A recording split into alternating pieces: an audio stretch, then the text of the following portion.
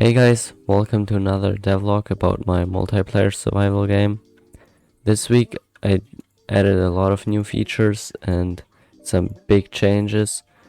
And yeah, before we go into the video, if you have any questions to how I did this or that in the video, just ask in the comments and I'll try to answer them as best as I can.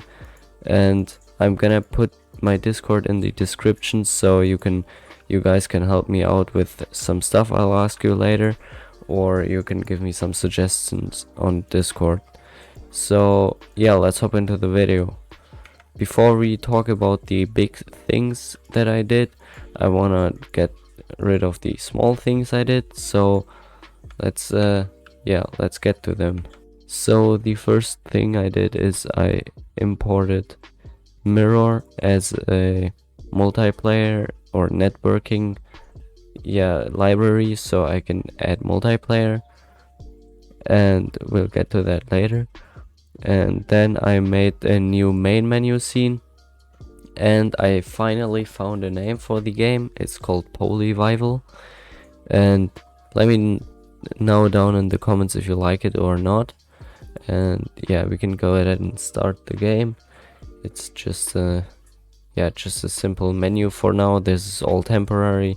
You can click on single player, then you'll go in a single player world. On multiplayer you can connect to a server. This is not done. I have to add fields for the port and server address and stuff. And yeah, options, I'll add that later. So this is the basic menu. So now let's get to the technical things. So in the in the scene itself, I've changed the endless terrain script. That's the script that calculates which chunks has to be rendered and which doesn't, because it calculates how far the player is away and stuff. I moved it from the world so that it was global, so you would assign an object and it would just calculate it based on that object. But now I moved it to the player so that you can have multiple objects loading and unloading the world, so that you can add multiplayer and the players are loading each separately their world. And yeah, that was quite a bit of work, and it took me a lot of time. It was, I don't know, about 8 hours or so. It took me to figure out how to do it, but in the end I finally did it, and it works very good. I don't have an example now because I forgot to record it. And so let's see how it works practically. So I've already built the game. Let me switch to a new view. Right here I built the game. Oh, that's the wrong, it's the correct one. Right, so let me open it. Right, here is one instance. Let's open another instance. There we go, we have two instances. So I've added multiplayer, as I just want to show you, and this took me about a week to do what I've done now. That's why the video couldn't come on Saturday, because I wasn't finished completely. So this is temporarily, so you click on start client or host in client, and then you click on client ready. This is that's this way because I wanna make it like Valheim, where you can just join a world, say let's make it a server and friends can join you. And this is possible with Mirror. And first I wanted to use Proton or Photon or something, I don't know what it's called, but it's not very good for a survival game. And so this way you can either host a world, so you play on the server and you are the client at the same time, or you can make a dedicated server, but I haven't tried that yet, so that's for later. And then you can, for example, switch over this way, click client ready, and there we go, we are in. Okay, there are a few bugs I have to fix, but those are some pretty simple bugs to fix. So let's see if it works. It's the exact same world, as you can see. I'm doing this by passing the the world seed over to the clients, and they each generate their own world.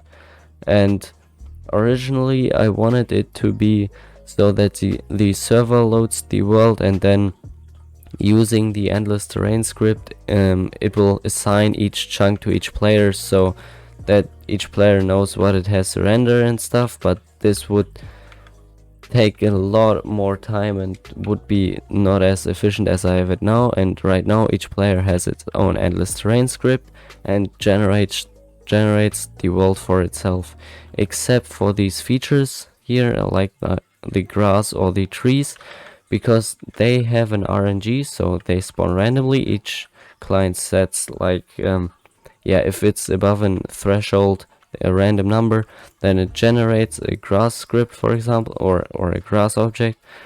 And I've solved this by using the mirror function network dot what was it, network server dot spawn, I think was it, and then just pass in the prefab. I'll show you the code in a second, and then it will just generate one object over the client, and all client have the same object on this position. This also solved the problem with tree spawning and tree chopping and stuff. So let me show you the code real quick, and then we'll talk about the other stuff. By the way, don't worry, this is just because I changed my motherboard, so yeah, don't get distracted by this. Alright, so here we are in the terrain object generator script. So in the grid chunk script, this is what generates the chunks, or this is a chunk, this script is on each chunk. So we go, after we generated the mesh and everything, we just call this function terrain object generator to generate terrain object, and then the type of object, so tree, rock, bush, and then at the end the grass. And if we go into here, we see only the server sets the seeds, so we can check if we are the server. If we do if is server, and then it sets the seed, and we mark them as a sync word. That means that the server synchronizes it with all the clients, or sends the seed to all the clients. And same thing is done in the world generator class. I just set everything to sync word, so only the server controls what the world has to look like. Alright, let's continue. If we go into here, we call the generate terrain object, and as I said, if we would generate it on each client, everything would be random. So we check again if we are on the server, only then generate everything. So here we go. This is all just calculating what it has to spawn and where and stuff, and here's the RNG, so the random value, that's why it would be random everywhere. And right here it spawns the prefab, sets all the transform, rotation, scale, position, and the parents and everything. And at the end I just add network server dot spawn, and then pass in the prefab or the game object that has just spawned.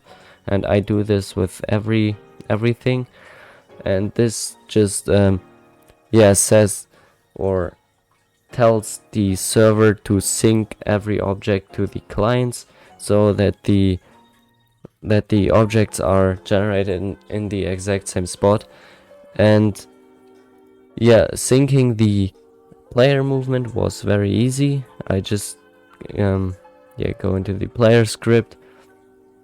Let me start it. No, never mind. So first I check if it's the local player. This means if it's the player object you have to control and not the other one, otherwise it would control all players.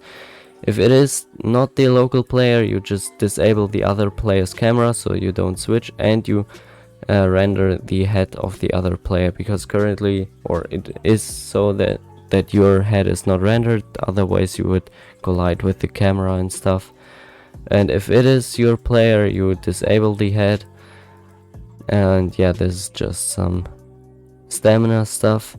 And if you start the client, or if a client connects, you disable the gravity of the player for a moment, then set him up in the air so you don't fall down through the world. Wait 2 seconds and then enable gravity. This is just a safety feature, so you, as I said, don't fall through the world and in the player movement. I check again. If it's not the player you want to control, then it should just go out of the loop. If it is the player you want to control, or the player you spawned, then just update the movement and stuff.